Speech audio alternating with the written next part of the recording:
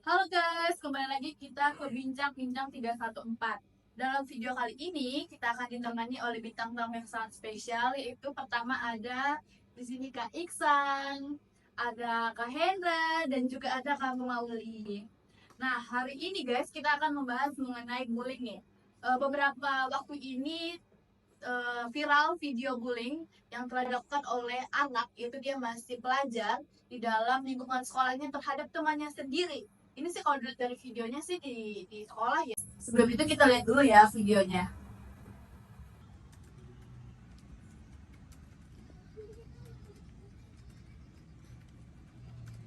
Eh, tugas praktek administrasi perkantoran lo udah selesai belum? Udah kak, Kerjaan punya gue dong, udah mau dikumpulin sama gurunya. tapi kan itu tugas masing-masing kak. Lu pelit banget sih, lu nggak tahu gue ini siapa di sini. Kak, tapi maaf itu kan tugas Lu harus sekolah masing-masing. ngerjain, lu nggak tahu gue. Maaf kak. Harus ya, lu harus ngerjain ya. Gue nggak mau tahu nih, pokoknya sekarang harus selesai. Iya kak. Lu denger nggak? Dengar. Denger nggak? Oh, mau pergi? Ada apa sih, Han? Itu kok Lili tadi Bapak lihat kamu ngapain rambutnya itu tadi tuh? Nggak ada sih, Pak. Tadi cuma benerin ini, rambutnya berantakan tadi. Masa? Tadi Bapak lihat Lili kayak ketakutan loh. Ngapain sih? Disuruh apa sih? Ngapain sih? Ini lagi apa? Lagi apa ini sekarang? Nggak ngapa-ngapain pak, karena cuma rapiin rambut aku doang kok. Bener itu, Han. Bener, Pak. Tadi rambutnya berantakan, saya benerin. Kan Oh. baru kelas 1, jadi harus rapi. Tapi Bapak kok sanksi ya? Ngeliatin Lili ini kayaknya ketakutan gini sih. Coba, Hana. Jujur sama Bapak. Kalau enggak, masuk ruang BP nih. Bener, Pak. Tadi tuh cuma benerin rambutnya doang. Dia berantakan rambutnya. Coba Lili, lihat Bapak. Yakin kamu nggak apa-apa, Li? Sejujurnya sih tadi saya dipaksa pak buat ngerjain tugas Hana. Saya dipukul sama Mm-mm. dijambak. Hmm? Cuman karena ngancam saya biar saya nggak ngaku ke bapak. Bentar itu, Ana. Iya, Pak. Tugas praktek saya belum selesai, Pak. Dia kan pintar, Pak. Saya minta tolong, Pak. Terus kalau ini kamu belajar dong.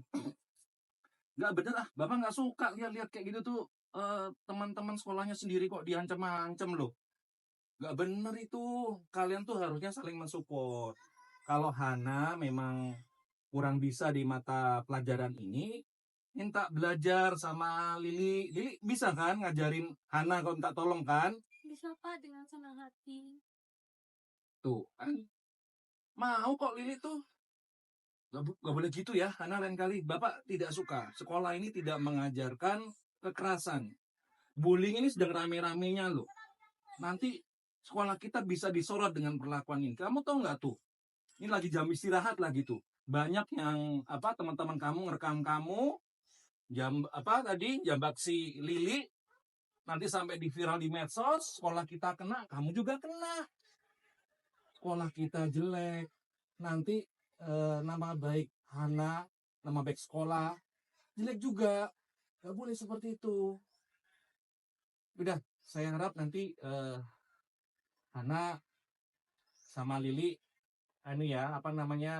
cobalah nanti saling berkomunikasi. Kalau misalkan ingin belajar, Hana minta tolong baik-baik ke Lili. Lili bisa kan? Gak ada masalah kan? Bisa pak. Lili masih ada dendam gak sama Hana? Enggak kok pak. Lili juga nggak boleh seperti itu. Nanti kamu nggak apa-apa di luar manggil kakakmu atau manggil teman-teman kamu ini lagi. Enggak. Benar. Benar pak. Benar. Hana nggak janji nggak ngulang ya? Iya, Pak. Janji nggak ngulang lagi, Pak. Benar? Iya, Pak. Maafin ya, Pak. Yaudah, nih Bapak mau meeting dulu ya. Ya pak. Ayo lanjutin lagi.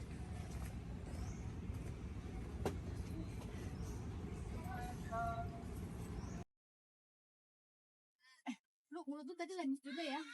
Maaf kak. Maaf. Pokoknya kerjaan gua harus selesai hari ini. Lu denger nggak? Dengar kak. Jangan kasih tahu ke guru lagi ya. Jangan Iya, sampai ada guru yang tahu ya. Iya, Semua Pak. pun nggak boleh ada yang tahu. Ngerti? Ya, Kak. Denger nggak? Dengar kak. Paham nggak?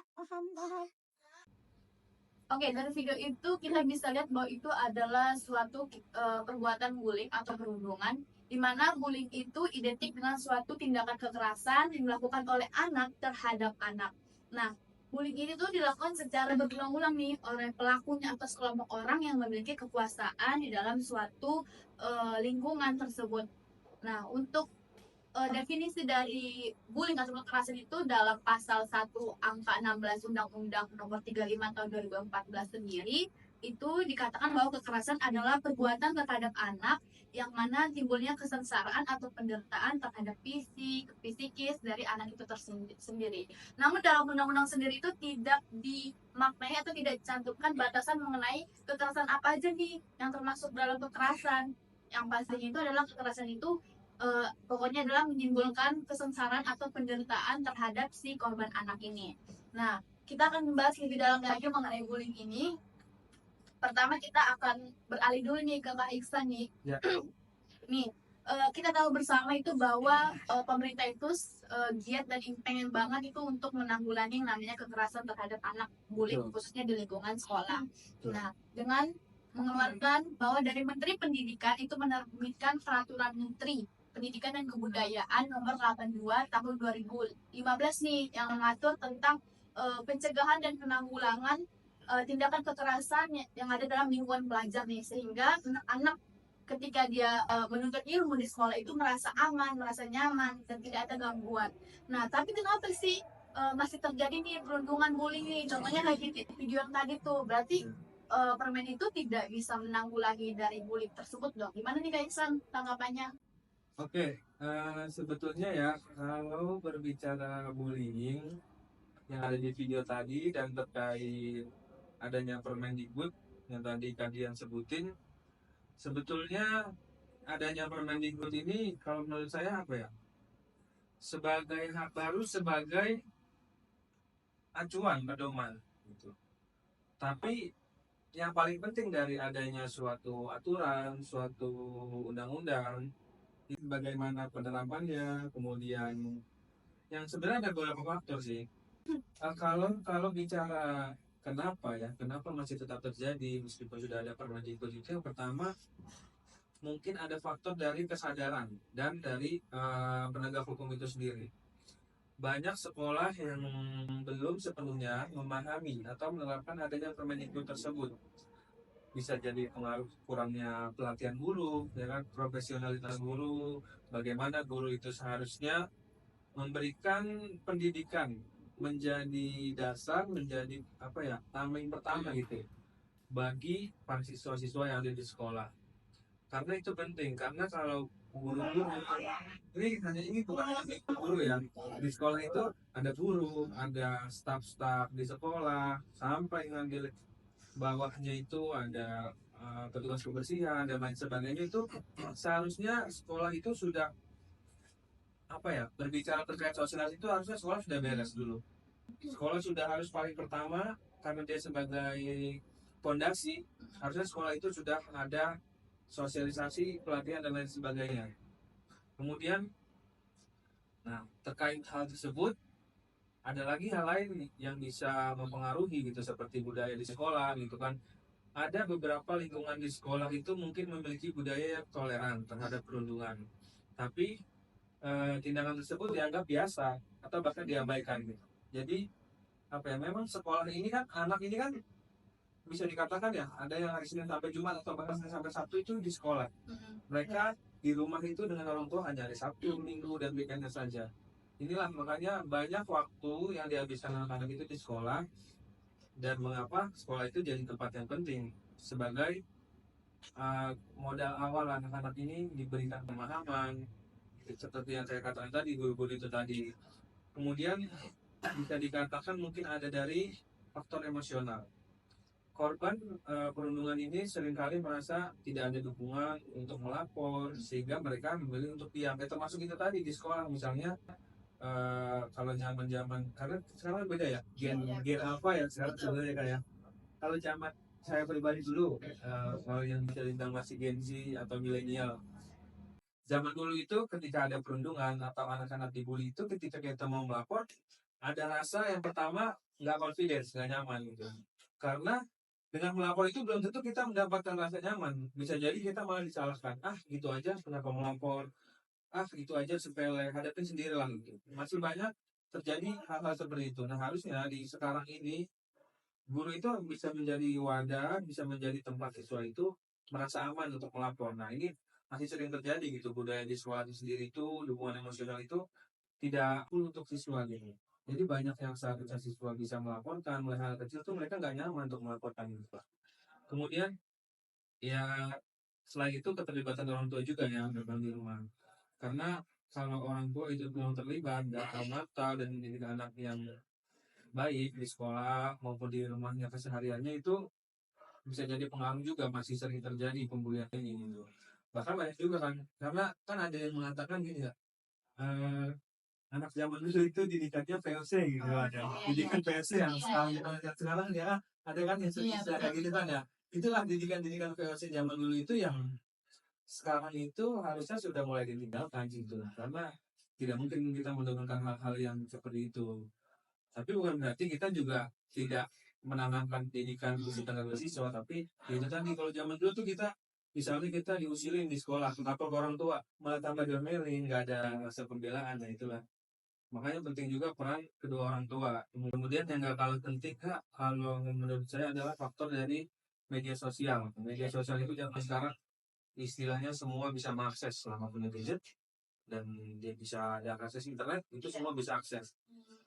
Jadi penting banget nih peran orang tua untuk pembatasan media sosial. Makanya seharusnya media sosial itu ada kriteria usia yang harus bisa menggunakan. Dari media sosial itu kan anak-anak bisa mencontoh perilaku-perilaku yang tidak seharusnya, bullying, apa perundungan kepada teman-temannya itu, atau bahkan yang menjurus sampai tindak pidana yang lebih serius, tawuran dan lain sebagainya itu media sosial itu punya peran aktif di zaman sekarang ini kan. Mungkin itu sih kalau Gitu ya. pendapat saya kalian. Oke, kita beralih dulu nih ke Kak Hendra sendiri nih. Nah, menurut Kak Hendra sendiri nih, mengapa nih perundungan atau bullying itu masih tetap terjadi di sekolah tuh? Sedangkan ya sudah seperti yang tadi sama sudah ada Permendikbud nomor 82 tahun 2015 sendiri. Itu kenapa menurut Kak Hendra sendiri? Oke, pertama dari faktor keluarga tadi ya. Nah, kalau kita lihat tuh biasanya itu ya, jika kondisi keharmonisan suatu keluarga sedang bermasalah, itu akan berpengaruh kepada psikis si anak tersebut, si pelaku bullying tersebut. Nah, bisa saja si anak ini mencari pelampiasan di teman-teman keluarganya untuk melakukan, di teman-teman sekolahnya untuk melakukan bully. Nah, faktor kedua ini yang sangat berpengaruh ini faktor lingkungan. Karena nggak bisa dipungkiri juga bahwa lingkungan ini merupakan faktor kedua yang mempengaruhi si anak setelah keluarga intinya. Ya. Ya, kalau dia berada dalam suatu lingkungan yang baik, pasti akan dia mengikuti yang baik. Begitu pula dengan buruk. Cuma kadang-kadang kan kalau udah di luar kan orang tua susah ngontrol ya kalian ya. Iya, betul, betul. Dia mau bergaul dengan siapa, apa yang dilakukan tiap harinya, orang tua tidak mungkin melakukan kontrol jadi di rumah. Nah, kemudian adalah faktor ketiganya itu ada mengenai faktor pengelompokan atau apa yang sebutnya kita ya. Kan biasanya ada geng itu kan ya. Iya, betul. Kemudian ketiga kalian. Nah, ketiga ini adalah mengenai faktor kelompok sebaya umurnya atau yang biasa disebut dengan geng kelompoknya itu loh. Nah, yaitu tadi pada saat dia sudah keluar di rumah, pasti dia memiliki suatu komunitas. Nah, komunitas geng yang dia biasa bersosialisasi sehari-harinya. Nah, ketika dia berinteraksi dalam sekolah dan dengan teman-teman sekitar di rumahnya dia, teman-teman lingkungannya dia, nah kadang-kala dia terdorong untuk melakukan aksi bully tersebut. Nah, kemudian yang terakhir ini saya rasa faktor media kalian. Nah, salah satu contoh kasus yang tadi ini biasanya kan anak-anak itu sekarang kan gini loh Kak Jaya saya. Media itu tidak bisa terlepas dari golongan umur berapapun gitu loh. Bahkan anak-anak yang SD pun sudah kayaknya orang tua sudah lepas gadget ya untuk mempercayakan izin pada anak, cuma kadang-kadang mereka tidak bisa memfilter. Mereka mau lihat apa, mau mainkan apa. Nah, disitulah anak-anak tuh sering meniru apa yang dilakukan di media tersebut, kemudian dia melampiaskan kepada teman-temannya karena sebagai apa ya, pengakuan dia juga dia. Nah, itu sih mungkin salah satu beberapa faktor yang menyebabkan kenapa sih ada Permendikbud tapi pelaku bullying itu masih ada, karena Permendikbud itu kan bukan suatu peraturan sebenarnya, cuma kan eh, apa namanya, dalam aktivitas sosialnya si anak-anak ini kan rentan untuk bergaul dengan siapa saja yang tidak bisa dikontrol gitu, lepas kendali dan sebagainya. Itu beberapa faktor yang mungkin terjadi perlakuan bullying, meskipun ada Permendikbud itu tadi. Oke, baik. Sekarang kita dari tadi pembahasannya selalu berfokus pada korban dari bullying sendiri ya. Kita juga harus melihat dari dua aspek, yaitu pertama dari pelaku dan juga korban. Nah, untuk kita berfokus pada pelaku sendiri nih, apa yang mendasari atau apa nih faktor apa yang melatar belakangi bahwa si pelaku ini melakukan bullying nih? Kalau untuk Karomauli sendiri bagaimana nih? Faktor apa sih sehingga pelaku itu tuh kerap melakukan bullying kepada temannya gitu? Mungkin pertama dari keluarga kali ya. Ya, soalnya keluarganya, orang tuanya yang selalu bekerja, jadi dia kurang kasih sayang. Jadinya dia mengekspresikan dirinya dengan cara membuli teman-temannya. Jadi dia bisa mengekspresikan dirinya buat dia tidak bisa melakukan hal itu. Dan juga faktor sosialnya mungkin dia pendiam, dan dia mungkin bertemu dengan beberapa orang yang biasa ekspresif itu, jadi dia terikuti gitu, dimana mungkin orang yang dia ikutin itu biasanya suka mencela orang atau membuli orang, sehingga dia mengikuti beberapa teman-teman itu sih. Oke, kalau menurut Karomali sendiri itu bagaimana sih kita tahu trik khusus bahwa si anak itu mengalami bullying di sekolahnya nih? Trik khususnya mungkin dari fisiknya ya, mungkin ada beberapa memar-memar gitu, atau ada luka-luka, atau dari pola tidur anaknya mungkin kali ya yang tidak normal. Jadi yang biasa dibilang anak yang saat sekarang itu insomnia kan ya, jadi dia ketakutan yang berlebihan sehingga dia mengalami insomnia seperti itu. Ini semakin menarik ya bahasanya nih. Kita setelah kita udah berbincang mengenai apa faktor yang melatar belakangi pelaku melakukan bullying terhadap temannya sendiri, itu sekarang kita mau membahas bagaimana nih upaya penyelesaian bullying nih. Kalau menurut Kak Iksan sendiri nih, ketika terjadi bullying di sekolah, pelakunya anak, korbannya anak. Nah, ini bagaimana upaya penyelesaian bullying yang terjadi sesuai dengan tadi video yang tadi kita lihat itu kan sangat miris sekali tuh. Iya. Gini ya, penyelesaian dalam hal bullying itu pelakunya anak, korbannya anak. Sebenarnya ini kan dua-duanya sama anak gitu. Iya, betul. Dan dalam undang-undang, dalam sistem peradilan pidana anak di Indonesia pun aturan acara pidana itu mengedepankan perlindungan anak gitu. Jadi pemberian sanksi pembedaan itu belakang lah. Kalau bisa paling terakhir. Yang dikedepankan itu adalah pengembalian, yang diharapkan yang kita kenal di Indonesia ada diversi, ya kan itu. Nah itu sebenarnya di dalam undang-undang terkait undang-undang sistem peradilan pidana anak sendiri mewajibkan pendekatan keadilan restoratif, Kak. Jadi diharapkan anak-anak yang melakukan kejahatan, kan ada tiga ya kalau bisa kita kategorikan. Anak berhadapan dengan hukum itu ada anak sebagai pelaku, anak sebagai korban, dan anak sebagai saksi. Nah, tiganya anak nih. Nah, bagaimana ini pendekatannya? Ya pendekatannya itu mengutamakan pendekatan restoratif, restoratif gitu. Tapi kalau dalam anak sendiri ada yang dikenal istilah diversi. Jadi kalau bisa tidak dibawa ke pengadilan gitu. Dengan cara ya pendekatan dirangkul baik dari keluarga korban, keluarga pelaku gitu kan, didamaikan, terus kemudian anak ini dikasih pendidikan, dikasih pemahaman gitu kan, sehingga tidak melakukan hal tersebut lagi. Lalu kalau memang harus berlanjut dan diproses hukum, baik di tingkat penyidikan, penuntutan, dan pemeriksaan perkara di pengadilan, memang tetap wajib dilakukan upaya diversi. Jadi bagaimana caranya diversi itu prioritas lah kalau dibilang. Dalam ya khusus ya, betul. Dan anak. ya, dan perlu digarisbawahi jika dalam tindak pidana diancam dengan pidana penjara di bawah 7 tahun dan bukan pengulangan pidana itu bersyarat diversi sebetulnya itu.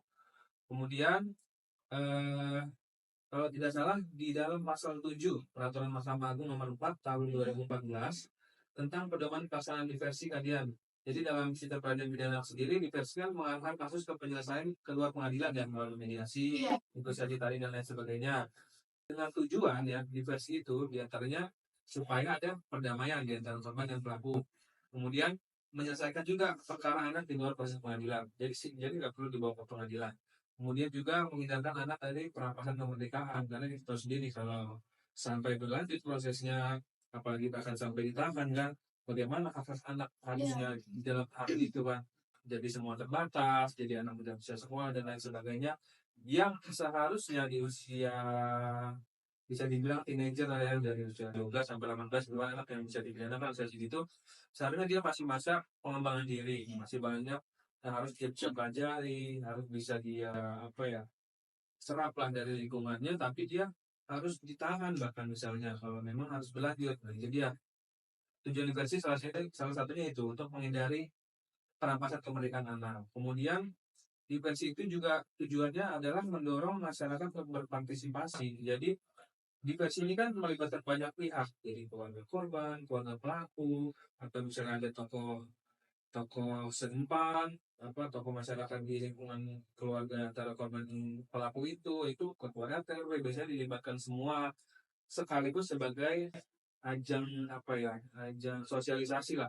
Dengan ada diversi itu biasanya gitu. Jadi biasanya itu dalam diversi itu dipanggil semua pihak, didamaikan, tokoh adatnya dipecah, tokoh adatnya diberi pengertian, terus ketua RT RW dan sebagainya. Kemudian selain itu tujuannya adalah menanamkan rasa tanggung jawab pada anak gitu. Dengan adanya diversi yang anak harusnya dihukum atau bahkan dilakukan proses pengadilan di pengadilan gitu kan. Dengan adanya diversi diharapkan anak ini lebih merasa tanggung jawab gitu. Tanpa harus adanya pemidanaan, tanpa harus ada penghukuman, dia harusnya udah bisa sadar gitu. Sudah bisa bertanggung jawab atas perbuatan yang dia lakukan gitu. Meskipun memang kan dalam pidana ini kan dalam hukum pidana kan yang dimaksud anak kan di bawah 18 tahun. Iya, betul. Di mana di bawah 18 tahun itu masih dikategorikan anak yang pemikirannya belum optimal lah ya, belum matang, belum sempurna, tapi diharapkan dengan diversi ini anak punya tanggung jawab, tanggung jawab lebih. Jadi kalau kamu melakukan ini hasilnya ini loh, gitu. Ada Tapi konsekuensinya. iya ada konsekuensi. Tapi dengan begitu, karena kamu masih di bawah umur, kamu masih punya masa depan, kamu dikembalikan, kamu didiversikan. Itu sebetulnya tujuan dari diversi itu sendiri. Kemudian tentunya di diversi itu kan ada pihak-pihak yang terlibat ya. Ada anak, orang tua, korban dan lain sebagainya tadi saya sebutkan. Ada juga dari pembimbing kemasyarakatan, pekerja sosial, biasanya dari dinas sosial. Kemudian berdasarkan pendekatan keadilan restoratif itu bahwa penyelesaian perkara tindak pidana yang melibatkan pelaku, korban dan pihak lain untuk bersama-sama mencari penyelesaian yang adil dengan menekankan pemulihan kembali pada keadaan semula. Gitu. Jadi tujuan diversi itu memulihkan kembali keadaan semula. Anak yang menjadi korban, yang mengalami trauma dipulihkan kembali sehingga dia tidak merasa takut, tidak merasa cemas. Anak yang menjadi pelaku dalam hal ini juga dipulihkan bagaimana dia menjadi anak yang lebih baik, anak yang lebih memiliki saling tegang rasa lah dengan temannya, menghargai temannya itu. Apabila memang anak ini harus dikenakan sanksi ya, apabila pelaku anak berusia 14 tahun hanya dapat dikenakan tindakan yang istilahnya di luar pemidanaan yang seperti kita kenal lah, penjara dan lain sebagainya, itu kan yang kita tahu. Anak itu hanya bisa misalnya dikembalikan ke orang tua, terus diserahkan kepada seseorang yang bertanggung jawab, misalnya ada walinya lah atau siapanya. Kemudian bisa juga kalau memang ada indikasi-indikasi lain bisa dirawat di rumah sakit jiwa atau perawatan di RPKS. Kemudian kewajiban mengikuti pendidikan formal atau pelatihan, biasanya itu ada pendidikan-pendidikan dan pelatihan gitu terhadap anak-anak yang memiliki perilaku yang mulai menyimpang lah, itu biasanya ada. Kemudian ada juga perbaikan akibat tindak pidana yang dia lakukan gitu. Sementara dari pidana pokok terhadap anak itu terdiri atas pidana peringatan, kemudian ada pidana dengan syarat, pembinaan di luar lembaga ya, kemudian pelayanan masyarakat, pengawasan, ada juga biasanya itu diberikan pelatihan kerja, pembinaan dalam lembaga, dan yang terakhir itu penjara. Jadi penjara ini benar-benar opsi terakhir gitu bagi anak itu. Dan kalaupun di penjara, anak itu di penjara itu beda ya dengan yang dewasa ya. Ada kita kenal LPKA, yang lembaga pemasaran khusus anak itu ya, jadi memang dia ditemukan dengan anak sebayanya supaya tidak lebih lagi pengaruhnya tambah besar gitu. Jadi Iya, betul. bukannya di penjara dia jadi kembali Dididik semua dididik, tapi karena gabungnya dengan yang dewasa malah terpengaruh dewasanya gitu. Jadi di penjara pun ada acara-acara dengan tuan khusus yang mengatur itu. Begitu mungkin Kak Dian. Baik, untuk penyelesaian sendiri kita sudah dengar tadi sama-sama ya. Nah, untuk upaya pencegahannya sendiri nih, menurut Kak Hendra nih, bagaimana upaya pencegahan agar tidak terjadi kembali bullying? Atau minimal kita menurunkan angka bullying itu yang ada di Indonesia sendiri. Bagaimana pencegahannya itu menurut Pak Hendra sendiri? Nah, ini Kak Dian. Sebenarnya sih yang upaya pencegahan yang utama itu ada di keluarga, Kak. Oke. Nah, di sana itu keluarga inti itu terutama orang tua itu bisa mengajari anak, memberi pemahaman tentang bully itu apa. Nah, jika mereka sudah mengetahui apa itu bully, maka itu diharapkan kan bisa mengidentifikasi apa sih itu bully. Sehingga ini kagian. Mereka bisa berpikir sebenarnya bully ini baik atau tidak sih dilakukan. Tapi itu biasanya sih lebih baik dilakukan oleh keluarga inti ya, seperti mungkin kakaknya, orang tuanya gitu kan. Nah, kemudian apa namanya orang tua, terutama orang tua juga apa ya sering ajak komunikasi lah sama anak-anaknya. Mereka lebih sering terbuka kepada anak-anaknya juga biar anak-anak tersebut tuh tidak takut untuk komunikasi ke orang tuanya. Jadi diharapkan dengan seperti itu tuh ada komunikasi dua arah gitu loh kan dia. Nah, dia habis itu kan anaknya juga kadang-kadang kan kalau mereka tidak terbuka, orang tua kan tidak tahu sebenarnya apa sih yang terjadi bersama anak mereka, apa sih yang mereka alami seperti itu. Nah, peranan orang tua dan keluarga inti juga penting untuk memberi contoh kepada si anak-anak tersebut. Dan contoh mungkin gini ya, di dalam suatu rumah tangga biasanya kan namanya atau contoh mungkin ada kakaknya. Kakaknya juga sering apa namanya semacam melakukan bully kepada adiknya atau mengejek-ngejek adiknya. Nah itu secara tidak langsung apa namanya di bawah alam sadarnya Iya. dia kayak kerekam gitu loh. Jadi kayak ngikutin di luarnya, ngikutin seperti itu. Dan itu bisa tambah terjadi ingin melakukan jika dia menemukan suatu kelompok yang mendukung aktivitas bully tersebut. Kayak gitu. Faktor internal itu sangat Bisa penting banget. khususnya keluarga ya. Penting banget. Betul, betul. Yang terakhir itu poin pencegahannya itu ini membantu kepercayaan diri anak. Itu pasti lah tugas orang tua dan keluarga inti, nggak hanya orang tua saja. Kalau dia punya kakak ya kakaknya itu harus membantu kepercayaan diri si anak. Nah, kemudian orang tua itu kan sekarang zamannya online dan hadiah ya. Iya betul. Nah, gitu. Kadang-kadang orang tua saat sibuknya kerja nggak peduli tuh mereka tuh main apa, main medsos apa yang dilakukan oleh medsosnya. Nah, itu penting banget. Orang tua terlibat Harus mengontrol. harus kontrol nanti mereka ngapain sih, apa yang mereka lakukan sih, mereka apa. Takutnya tidak hanya bully ya, atau faktor negatif yang lainnya mereka bisa terjerumus. Nah, disitulah kontrol peran orang tua. Nah, kemudian sebenarnya kan penjagaan tindakan bullying ini juga kan sudah ada ya, sudah diatur dalam Undang-Undang Nomor 35 Tahun 2014 tentang perlindungan anak. Iya. Nah, di situ kan pasal 76C mengatakan bahwa setiap orang itu dilarang menempatkan, membiarkan, melakukan, menyuruh melakukan, atau turut serta melakukan kekerasan terhadap anak. Nah, jadi dengan adanya yang diatur dalam undang-undang tersebut, hendaknya ini menjadikan suatu batasan atau acuan pencegahan bagi si anak. Dan ini mungkin anak-anak tidak mau tahu mengenai undang-undang ini. Mereka dengan usia mereka pengennya main, bersosialisasi. Nah, itu tugas orang tua lah, makanya itu. Gitu sih Kak Dian. Oke, baik. Nanti ini menarik sekali nih ya bullying ini karena sering terjadi di Indonesia ini ya. karena kasus bullying ini juga semakin melonjak dari tahun ke tahun. Berarti kita bisa ambil kesimpulan nih dari perbincangan kita ini bahwa masa remaja itu dari video itu adalah kita lihat itu termasuk usia remaja ya. Betul. Masa remaja merupakan fase peralihan dari anak-anak menuju dewasa.